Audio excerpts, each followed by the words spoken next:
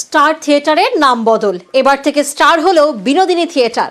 সোমবার সন্দেশখালীতে মুখ্যমন্ত্রী মমতা বন্দ্যোপাধ্যায় স্টারের নতুন নাম ঘোষণা করেন, আর এরপরেই নাম পরিবর্তনের জন্য কলকাতা পুরসভার পক্ষ থেকে বিবৃতি জারি করা হয়।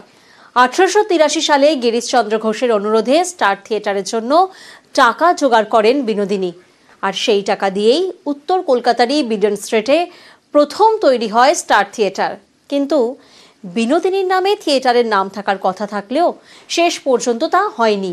1888 সাল প্রেক্ষাগৃহটি বিধান সরণিতে চলে আসে, আর 2024-এর শেষ দিকে মুখ্যমন্ত্রী স্টার থিয়েটারের নাম বদল করায় বৃত্ত সম্পূর্ণ হলো বলেই মনে করা হচ্ছে।